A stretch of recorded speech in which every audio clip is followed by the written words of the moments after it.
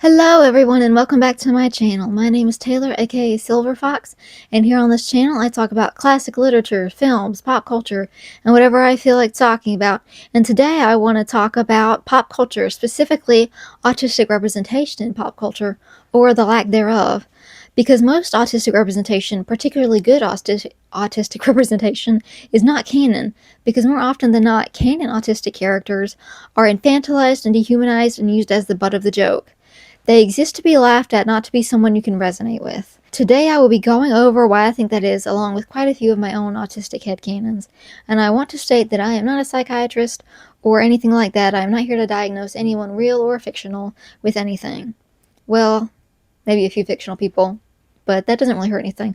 I'm not here to diagnose any real person with anything. I'm just an autistic woman who will be speaking from my own experiences. So let's get started.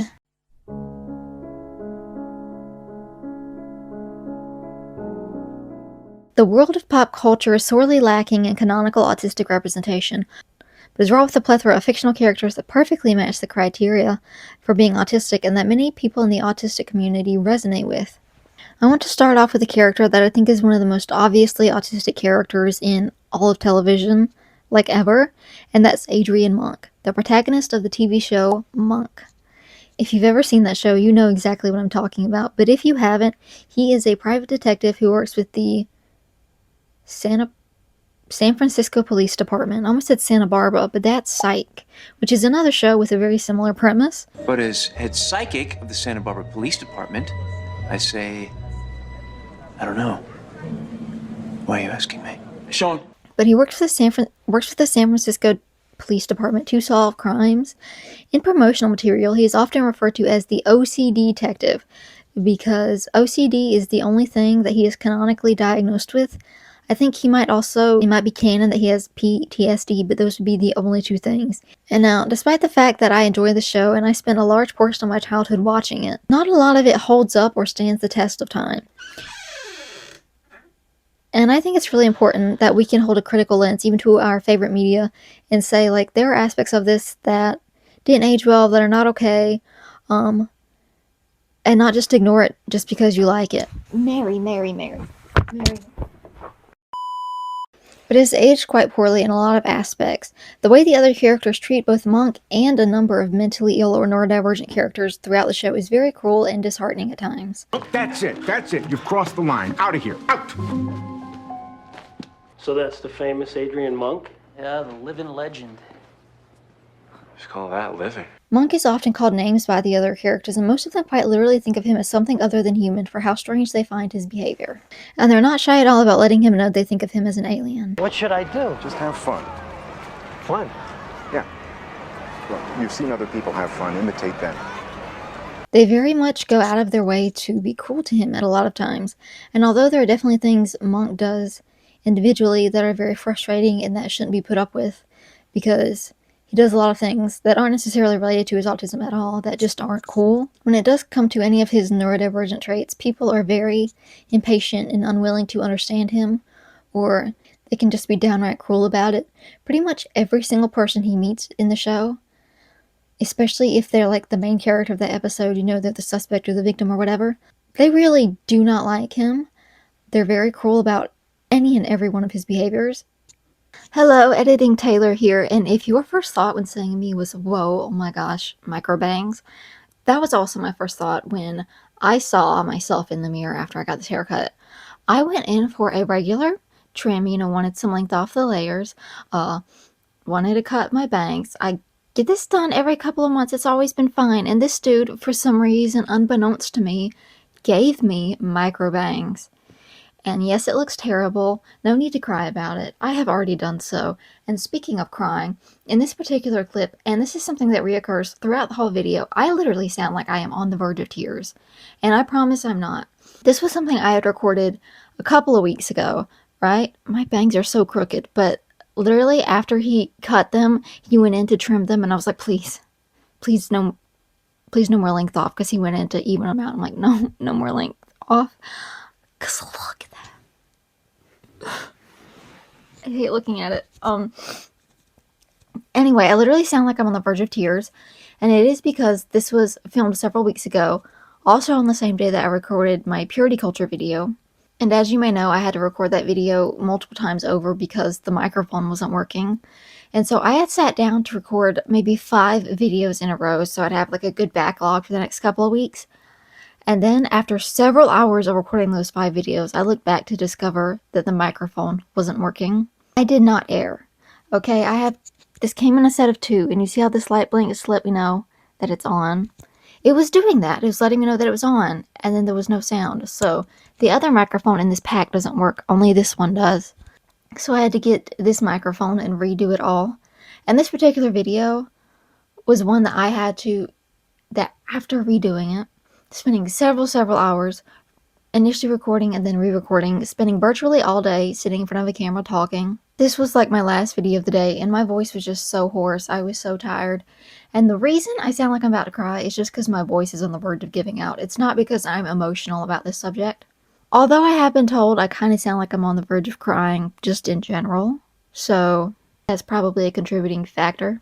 But if you're watching this and my voice cracks, or I seem really emotional or sad, I'm just tired and my voice is giving out. I promise I'm okay. I promise I'm okay.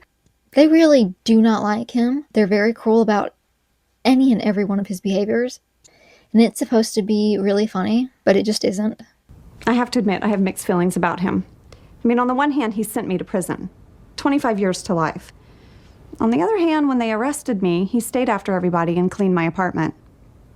I got my security deposit back, which was nice. Well, killing my girlfriend was the easy part. The hard part was pretending to be Monk's friend for a week.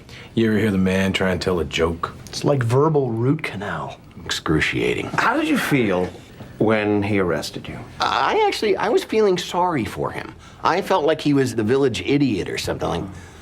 Like, it was humiliating. As a kid who knew I had OCD but had undiagnosed autism, much like Monk, I often related to Adrian Monk, and my family even called me Monk because of our shared oddities. You and I, we go way back, probably some 20-odd, or even mostly odd years. The show filed all his strange behaviors under the label of compulsions of his OCD, but that's simply not an accurate description. Monk was very particular about a lot of things. He had to wear certain clothes, and he got weird about the tightness of his collar. He was very specific about textures, and he liked routines. He didn't like his food touching, and he had specific food rituals. He was very uncomfortable with physical touch. He was low empathy and had a hard time relating to others, as well as had a hard time with social cues and unspoken rules. He really had a hard time figuring out anything anyone was trying to say to him subtly. He really needed direct and clear information in order to understand it, because he did not understand subtext.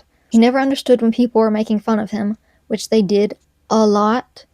He struggled to maintain relationships. He was very matter-of-fact and logical in his speaking and in his behavior. He wasn't emotionally driven. I'm not trying to stereotype, but does this sound familiar to anyone? And I want to make it really clear. Autistic people are not a monolith. Things that this character or any of the other characters I mention, while it may fit under the label of autism and they might meet autistic criteria, that doesn't mean every single autistic person acts this way or is going to relate to these characters. Because autism is a spectrum, and one of the things is that a lot of the characters mentioned here are low empathy or present very low empathy, and while autistic people can be low empathy, they also can be very high empathy, because it's not just one or the other. It is a spectrum. In the same way a neurotypical person can also be high or low empathy, so can an autistic person. But there is this very unfair stereotype that all people have low empathy or no empathy at all. And I just want to be clear that that's not the case. While some autistic people can think more logically, these shows portray autistic characters as having nothing but math equations living inside their brains. Autistic characters are viewed less as people and more as supercomputers. Would you mind standing up and turning around?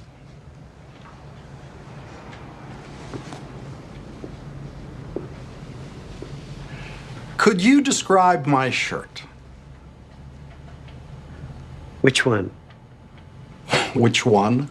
The shirt you're wearing or the shirt your stenographer is wearing? That's your shirt too, isn't it? You cut yourself shaving and there's a tiny drop of blood on her collar.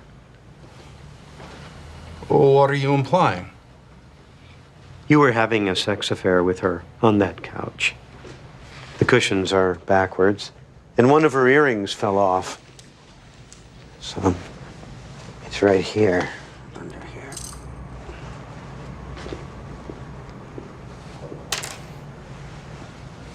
She must have torn her blouse. I can see it sticking out of her briefcase. But the treatment of Monk shows an obvious problem, that any character that is autistic or shows autistic traits is treated as alien by everyone, including the writers, and that's portrayed as a normal reaction to discovering such a weirdo walking amongst us. His ratio was all wrong. Couldn't visualize it. Needed bigger carbon atoms. Sure. How did you get into this place? Back door has a 5-pin tumbler system, single circuit alarm, child's play. You can start sorting protons and neutrons while I build carbon atoms. No, I don't think so. We need to go home now. Perhaps that's why so many autistic and neurodivergent people relate to characters that are literally alien or even robots, because we felt that way our whole lives. I personally relate to Kay in Blade Runner 2049. His stoic behavior, his loneliness, and his desperate desire to feel like a normal part of humanity is something I think a lot of people can relate to. Given that a lot of autistic people are really portrayed as heartless and robotic, I think being able to relate to machines like Kay, or I completely forgot his name, but that one from Star Trek, Data. How did you forget Data, you imbecile? His name is Data. Data from Star Trek. Oh my goodness. Data. What? My name. It is pronounced Data. Oh? You called me Data. What's the difference? One is my name. The other is not. A lot of people feel very seen by a lot of these characters. Autistic people are often othered, and whether that means being excluded from things or being bullied for acting different or being abused by people who see that you stand out and think you might be more susceptible to coercion or victimization. According to autism.org, autistic adults experience more interpersonal maltreatment than non-autistic adults, and the pooled prevalence rate for polyvictimization across the lifetime in autism is 84%. And that's victims of multiple kinds of mistreatment across your life, not polyamory, because I know some people are going to ask that question. It is critical to note that victimization is more common amongst autistic females than autistic males and the neurotypical population. Current research on the prevalence of sexual victimization clearly shows that autistic individuals, especially those with profound disabilities, are at a greater risk for unwanted sexual contact, violence, and victimization. Autistic youth are 3 to 4 times more likely than non-autistic youth to experience sexual victimization, and between 40 and 50% of autistic adults report experiences of sexual abuse during childhood. Similarly, autistic adults report a higher prevalence of sexual harassment and abuse than the neurotypical population. The mistreatment of autistic-coded characters in media is just a small insight into how autistic people, even undiagnosed autistic people who show autistic traits, are bullied and demonized for not acting neurotypical in real life. Autistic traits are always portrayed as something bad and meant to be trained out of a person as they grow and become more normal. Neurodivergence is also often associated with ignorance, like in The Good Doctor when Sean Murphy, who is canonically autistic.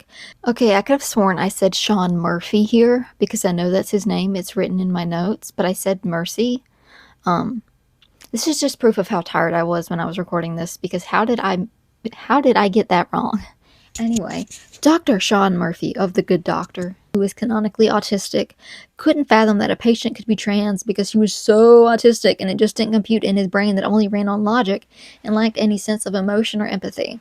This completely ignores the overlap between the autistic and the trans community, and that is because autistic people may be less likely to succumb to societal norms. Autistic people are more likely to look at the rules that are in place and go, why should I have to follow these? Just because you say that I do.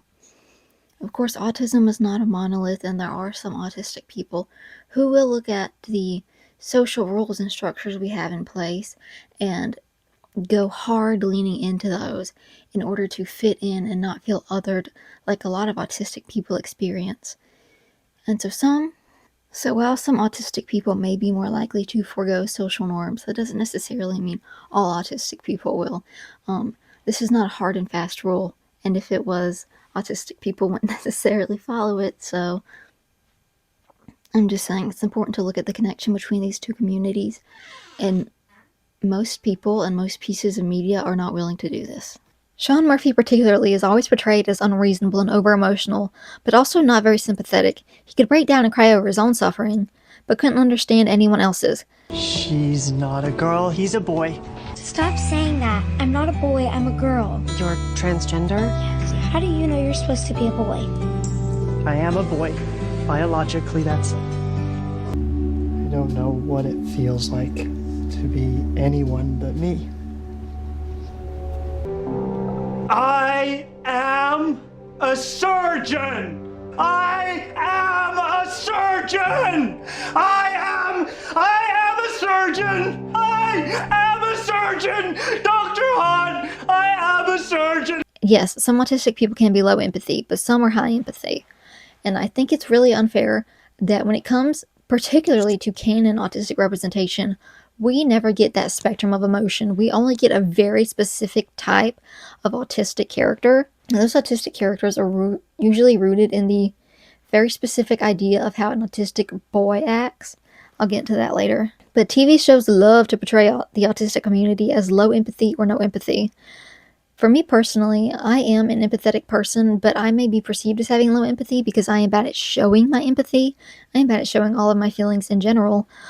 But particularly in really sad or difficult situations, I'm going to process those feelings internally, and it's not going to show on my face. If something breaks my heart, I may cry, but I'm not going to cry in front of a bunch of people. I'm going to wait until I'm alone and I'm in my private safe space, because why would I break down crying in front of a bunch of people? That's uncomfortable. But I just don't know how to express my emotions very well, especially the ones that require a lot more openness than others.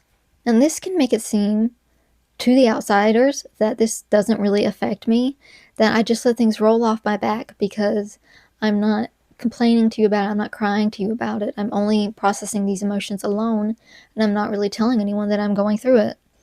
I remember my mom telling me as a kid how she didn't understand how I could let so many things roll off my back, and I found that confusing because they definitely didn't. They affected me deeply. I spent so much time in my childhood alone in my room, crying. When something bad would happen, it would make a pit in my stomach. These are things that would make it hard for me to breathe, that stuck with me for a long time. But she and a lot of other people just thought I didn't care. I hate to think that there were so many things in my life that I missed. That there were times I upset someone and I didn't notice, or that I upset someone and did notice and apologized, and they didn't believe that I was sincere because of my expression or my tone, because I have trouble controlling my tone quite often. This is especially noticeable when I'm telling jokes and nobody gets them. They either think I'm dead serious, or when I am dead serious and people think I'm joking, and I'm like, what the heck is funny? I'm being serious right now. I know a lot of other autistic people have had similar issues with that, but it's like you say something funny and people think you're serious. I remember one time I was in Barnes & Noble with my mom, and I saw they had like a book of like, it had like the Declaration of Independence and the Bill of Rights and all that stuff in it. And I looked in that and I went, oh, what is that? I don't know what that is. And it was like such an obvious joke to me, but my mom was shocked. She looked at me and she's like, you don't know what that is? Like, we taught you that in school. What do you mean you don't know what that is? And I'm like, Mom, I'm joking. But she truly did not get that. And there was a guy, this is the most embarrassing part, there was a guy standing on the other side of like the display table who heard the conversation, and he said, yeah, I heard you, I thought you were serious too. And then I found myself like defending myself, going, no, I was promised it was a joke. And I could tell neither of them really believed me because I sounded so serious. But I was joking. But I will talk to people and I will hang out with them, and I will have them bursting out laughing because I delivered a very clear and direct sentence and it sounded funny to them for some reason. And I still, to this day, do not get that. I don't know what I'm saying that's funny. I know a lot of other people feel the same way, so. Not realizing I'm autistic and having no idea whatsoever how I came off to other people, not realizing that when I was socially anxious and totally afraid to talk to people, they perceived that as me being standoffish and not liking them. I've literally had multiple people who I later became friends with say, like, oh yeah, the reason I didn't talk to you at first is because I thought you hated me. And that breaks my heart. What I'm trying to say is I was so intimidated by these people. I was so scared that, like, I was afraid to talk to them because I thought they were cool and they were intimidating. And their impression of me was that I didn't like them, that I was cold, that I thought I was too good for them. And I'm like, I literally thought you were too good for me. I wasn't talking to you because you were cool and it scared me. So it took me a long time to figure out why there was such a disconnect there of me being afraid to talk to them and then perceiving that as me being like self-righteous kind of. That took me a long time to figure out. And I understand now why that happened, but as a kid, it really truly baffled me because I didn't understand that people were perceiving me differently than I thought I was coming off to people. I didn't realize I seemed so much more cruel and cold and standoffish. I didn't realize that I wasn't in control of my tone most of the time. I feel like I heard my own voice different than other people heard it. I don't know if I'm explaining this well. Moving on. Another example of an autistic coded character that might be a little bit controversial is Paris Geller from Gilmore Girls. And I can already see it now, the comments coming in. Paris isn't autistic, she's just mean. But hear me out. Autistic people can also be mean. You don't have to be one or the other. An autistic person doesn't have to be all good or all bad, always right in all circumstances, or always wrong in all circumstances. You can be an autistic person and also be mean, completely separate from that. I mean, that's my opinion. Autistic characters don't need to be perfect to be autistic. Paris has a lot of problems that don't negate the fact that she shows a lot of autistic traits and that a lot of autistic people can feel very seen by her. I know one thing, this isn't necessarily autistic, but she has a lot of drive and motivation to get things done, and that can be very empowering to a lot of people. She was very driven to her goals, to a point that honestly seemed like a hyperfixation, but, you know, she was hyperfixated on, like, graduating high school and going to college and getting certain degrees and doing this and that. Special interest. The word I was looking for was special interest, not hyperfixation. We are talking about government class, not the movies. God, why can't I get one person to care about this as much as I do? And Paris is definitely a character who sort of leaned into those social norms that I was talking about earlier. She very much acted like, I have to do this in order to get to Harvard, and I have to get to Harvard because this is just the thing that you do. And if you don't, you're a failure and all that stuff. And so she really leaned into having to do things a very specific way and obeying all the rules and all the things she was supposed to do. And a great example of this was the episode where she decided to have sex with her high school boyfriend, and you know, that's kind of a no-no. And not long after that, she didn't get accepted into Harvard, and she viewed it as a punishment for having sex. She had a total breakdown about it, because in her mind it was like, I betrayed this rule and therefore I'm being punished. I'm being punished. I had sex, so now I don't get to go to Harvard. Paris, come on. She's never had sex. She'll probably go to Harvard. She's a shoo-in. Pack your chastity belt, Gilmore. You're going to Harvard. Come on. But she could be very grounded and matter of fact. She, again, thought more logically than emotionally. She speaks in a very monotonous but stern voice. She comes off very strong, even in situations where it's not really appropriate. Everyone always says that. This is my speaking voice. This is its natural volume. Excuse me for thinking a banana eating contest was about eating a banana. Hey, Brad, your festive interjections are a real kick in the pants, but we're low on time, so can it? My watch stopped. What time is it? It's 10:35. Yes, bye. And I want to reiterate one more time that not everyone is going to fit the same autistic mold. Just because I use these examples doesn't mean that all autistic people will feel the same way about these characters. You're allowed to not relate to them at all, or even not even view them as autistic. These are just my headcanons. But one on another end of the spectrum is Daria, who also speaks in completely monotone, but, you know, very dull and flat, often seeming completely unconcerned with anything. Gee, I hope this won't lower your opinion of me. Come on. How much lower could it get?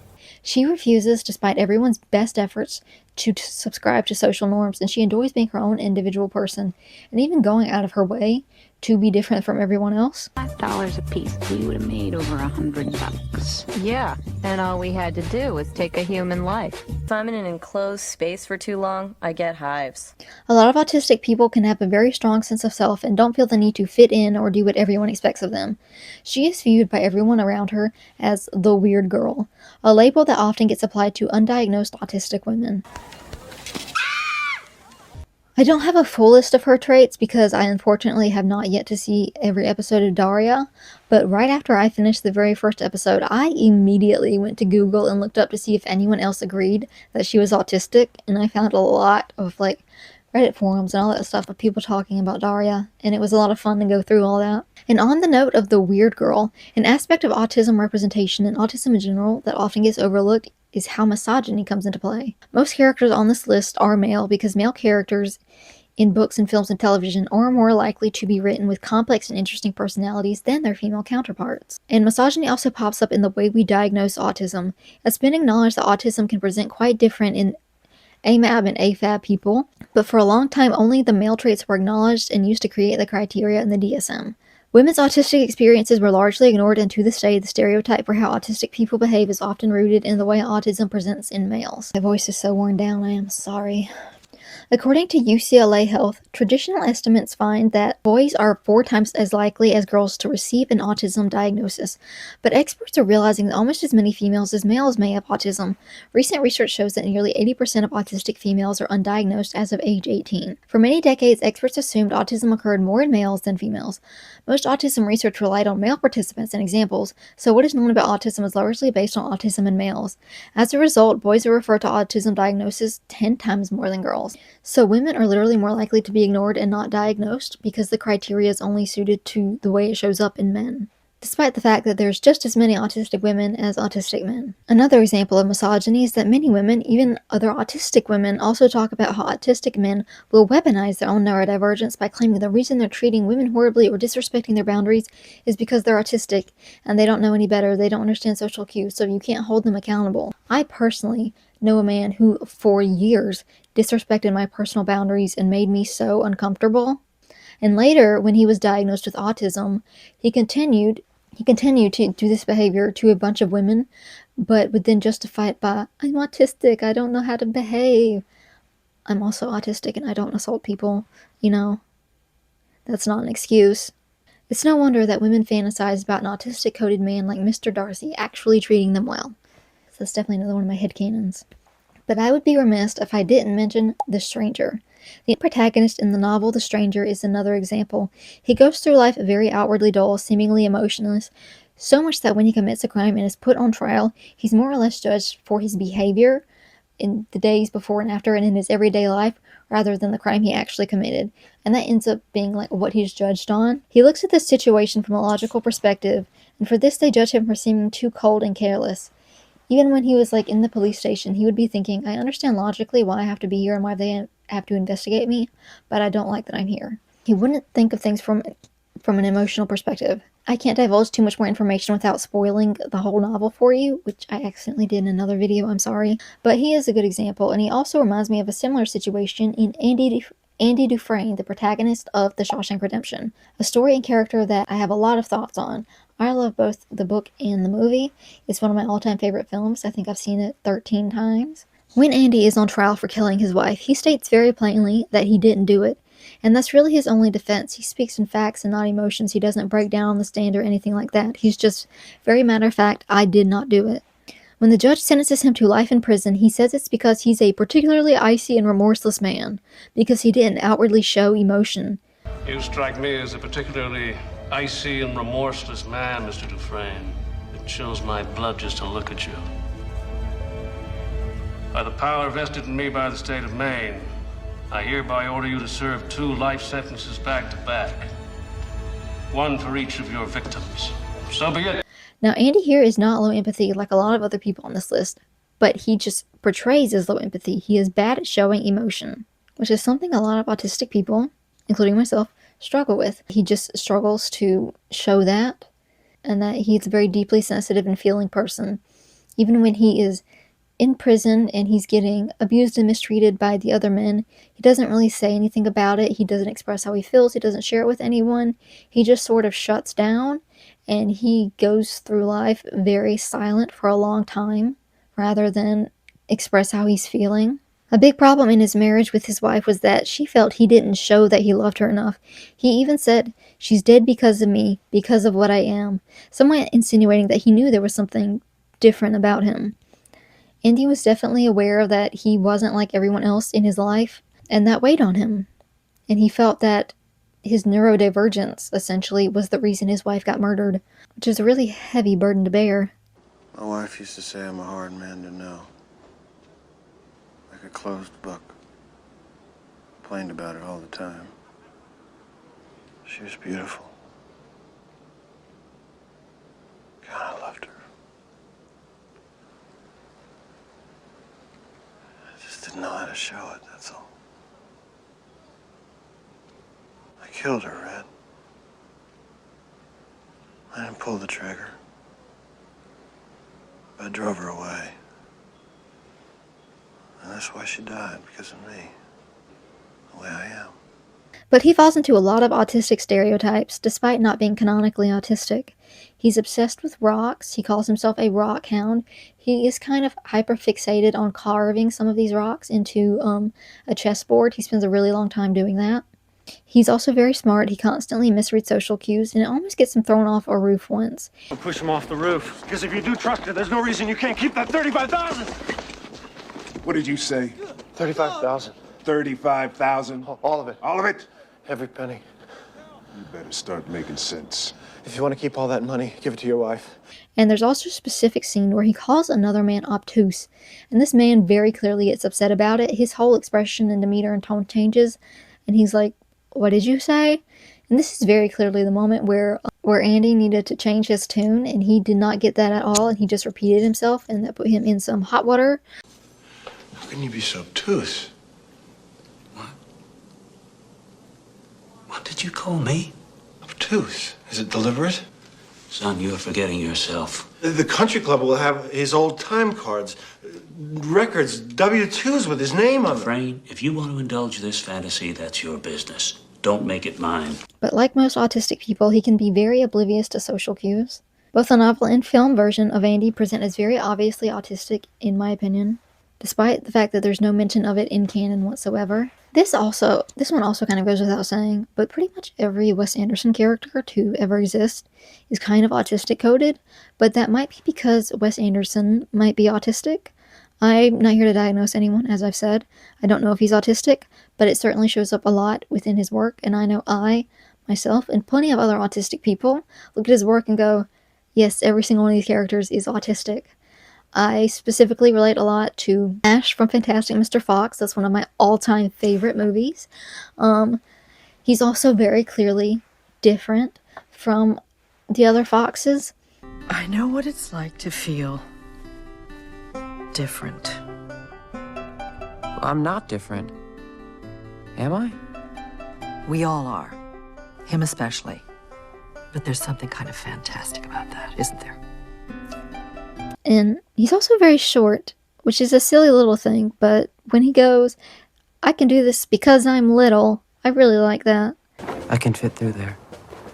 You wanna know why? Why? Because I'm little. Give me that shoelace. Because I'm 5'3".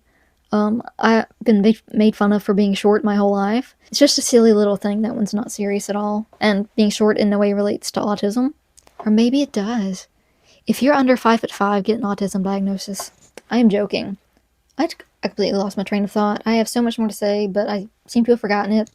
And I'm very tired and my voice is very hoarse. So maybe if I think of more that I wanted to say on this subject, not just specifically more characters, but more on the subject of autism diagnosis and how these characters are treated in media, because a lot of autistic characters are just really treated like garbage. And it's sort of expected within the context of the show that they are treated like garbage and that it's okay to treat them that way because they are weird and they get on people's nerves and, they're just different. And something I really cannot stress enough with these characters is that they are often portrayed as like the most annoying people on the planet, and even their most nearest dearest friends are constantly annoyed by everything they do, and this is portrayed as completely normal. Like, obviously you're going to be annoyed by this person who is so freaking annoying. There's even on the official Monk YouTube page where they show clips of the TV show, there's 2 separate videos titled Monk being the most annoying person ever, Monk doing annoying things, because his character is supposed to be annoying. His neurodivergent traits are supposed to be annoying in the context of the show. And probably one of my favorite canon autistic characters is Abed from Community. And even though his characterization can sometimes fall a little flat and be stereotypical, one reason I really love him, besides the fact that he has a lot of the same interests as me, and I just think he's fun. Hello, Mary. The reason is that his friends genuinely like him. I love me some Abed. Yeah. They love him. They love Abed. He's one of the most beloved of the group. And he is also not portrayed as someone who has problems making friends or getting into relationships, right? A lot of times in these shows, these characters are portrayed as so freaking weird that it's completely impossible impossible for them to ever fall in love. And should anyone ever be attracted to them, they have to block that person down, because you're never going to find anyone who's going to put up with you in the same way ever again. I want you to know that you don't have to say it back. I know you're not ready, and I don't want you to say it just because social convention dictates I that love you too.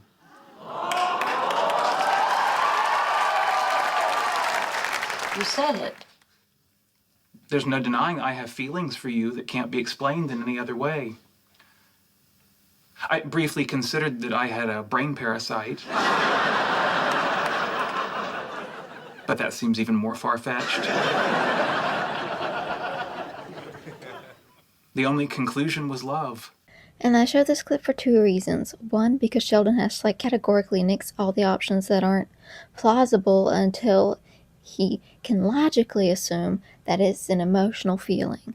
It is so annoying the way that this is presented, but also if you have ever watched The Big Bang Theory, you know that even Amy is really annoyed with him the majority of the time. All of his friends really honestly hate him, in my opinion. You should join us. All right. Great. Now there's 2 of them. And so many of the other characters are basically yeah, you really need to lock her down because nobody else is ever going to love you. She's the only person who's ever going to put up with you and how neurodivergent you are, basically. And it's really so frustrating to watch. And so I give props to Community for not doing that, or at least in the seasons I've seen the majority of the show, but not quite all of it. And there is even a whole episode in Community where they kind of assume that Abed is struggling to form relationships, and the plot twist is that he doesn't have a problem getting girls. He's freaking Abed. And I just thought that was kind of nice. Again, sometimes this character can be a very stereotypical character, but I just really appreciate that they take the time to show that he is liked by the majority of people around him. He's a nice person. He can rub people the wrong way sometimes, but ultimately he's a nice and caring person. He really truly loves his friends. And I think in movies and TV shows, the way you portray other characters' reactions to an autistic character is just as important as the way you portray the autistic character. Whether you portray their traits as something that is a nuisance, a bother, something that is to be looked down on, or whether you show them being loved by their friends and family. Sure, they're different, but it's not a bad different. It's not an inconvenient different. That's what's important. And I am willing to overlook some of the greater stereotypes in Abed just because he is portrayed as a character who is really nice to be around, who is loved by his friends. And I think that's important. And I also think that's something that's lacking in a lot of canonical autistic representation, and even, with Monk and stuff, non-canonical autistic representation. Pretty much any time any character in a movie or TV show exhibits autistic traits, neurodivergent traits, they are somewhat demonized for it, because neurotypical people will get in these writers' rooms and go, oh, how can we make this character annoying? And what they create is an autistic character. Because a lot of times, these people creating the shows, I hate to say it, are a bit ableist, and so their idea of an insufferable character is someone who is neurodivergent. And that's one of the many reasons we need neurodivergent people in the writer's room for writing these characters. So, maybe I'll add some of that in post, whatever post is. I was watching a mid-sized creator the other day. It was a medium amount of followers, and she said something about sending the video to her editor to edit all of whatever out. And I was like, wait a second. I thought only really famous people had that. You're telling me you have a whole team working with you and you're not just staying up until 4 a.m. editing all this yourself? What the heck? I didn't know that. Where's my team? Ultimately, I think looking at canonical autistic characters and realizing the only way we can get 3-dimensional representation is by hoping that the writers don't notice they're writing an autistic character can be very disheartening and frustrating and just plain unfair. And obviously the actual answer to this is to just have real autistic people in the writer's room instead of relying on neurotypical people to write how they perceive autistic people to be. But awareness and acceptance of autism is increasing every single day, and I'm hopeful that in the near future we will have lots of autistic representation in films and television and books and all of that stuff. And if not, I'll write them myself. I'm a writer. I'll write an autistic TV show. I'll write a show and every single one of those characters will be autistic. All of them. canonically. I think that's all I have to say on this subject for now. Thank you so much for watching till the end. If you stayed until this part, thank you so much. It means so much to me. If you like this video, want to see more like this in the future, please remember to like and subscribe. Leave a comment below. I would love for you to tell me your autistic headcanons or tell me some videos you would like to see from me in the future. And please share copy link because that really helps with the algorithm. Like always, my Ko-Fi will be linked below. I have prints available for free on there, and I'm also taking donations. No pressure whatsoever to donate. You are more than welcome to just take the prints and go. But my Ko-Fi will be linked below in case you want to support this channel financially. But if you don't want to support it financially, you know, just watching this video all the way through, just liking the video, subscribing, that does so much. And I enjoy making these videos so much. So thank you guys. Thank you for making it this far. Also, I saw someone else pronounce it like coffee, not Ko-Fi, and now I'm having like a crisis about how it's pronounced.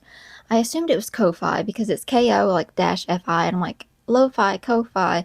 I understand its whole like branding thing is buy this person a cup of coffee, but you know, coffee, Ko-Fi, there's still like a similarity there. It didn't occur to me it could actually be also pronounced coffee. So if you know, tell me, so I don't keep saying Ko-Fi if it's coffee. But my Ko-Fi coffee will be linked in the description below. My birthday is next week. Next Monday, I will be posting, hopefully, as long as everything goes right, a special birthday video. The topic of said video will be the history of the birthday, going over its origins and the cultural practices and the way different religions and cultures and all that stuff view the birthdays and how they celebrate it. And so that's probably what next week's going to be about. I will likely be wearing a hat in said video. And you will have to leave nice comments saying, your hair looks so great. It's not uneven at all. It is not short. It looks awesome. You're required to do that on my birthday video, okay? Because I don't want to cry about this again.